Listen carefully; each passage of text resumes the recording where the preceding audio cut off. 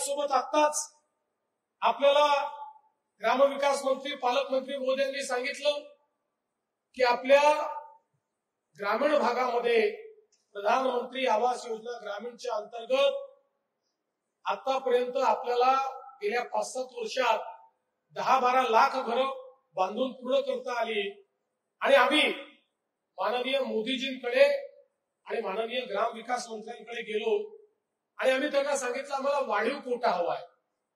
ते म्हणाले किती तुमच्याकडे वेटिंग लिस्ट आहे. आम्ही सांगितलं 2018 पर्यंतचा सर्व्हे पूर्ण झालेला आहे, त्यानंतर नवीन सर्व्हे झाला नाही.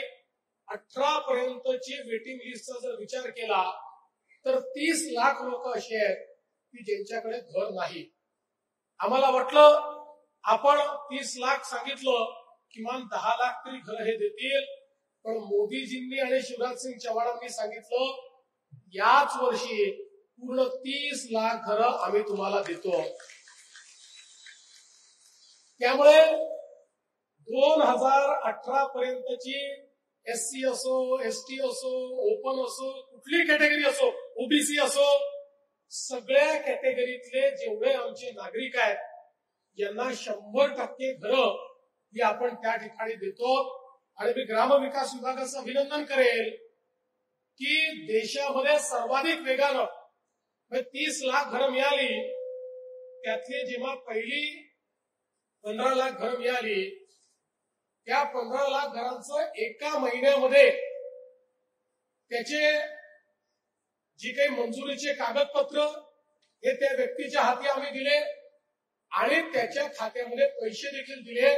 म्हणजे 10 लाख घरांचं काम मंजुरीपासून एका महिन्यामध्ये ग्रामविकास खात्याने सुरू केलं आणि आता तर 20 लाखापेक्षा जास्त घरांचं काम सुरू झालेलं आहे. म्हणजे पुढच्या 2 वर्षामध्ये जवळपास 30 लाख कुटुंबांना म्हणजे 1.5 कोटी लोकांना आपलं स्वतःचं घर या ठिकाणी मोदीजींमुळे मिळेल. त्यांच्या स्वप्नातलं घर आपण पूर्ण करू शकू.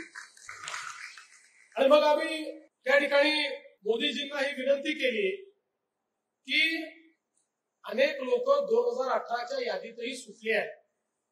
काही कुटुंब विभक्त झाली आहेत, काही लोकांचं त्या वेळेच्या गावाच्या राजकारणामध्ये नाव सोडून गेलेलं आहे. आणि म्हणून तुम्ही पुन्हा एकदा पोर्टल ओपन करा आणि 2018 ते 2024 या कालावधीत जे लोक सुटलेले आहेत त्यांचंही रजिस्ट्रेशन करायची परवानगी द्या. आणि मला आनंद आहे की त्यांचंही रजिस्ट्रेशन करण्याची परवानगी आपल्याला मिळाली.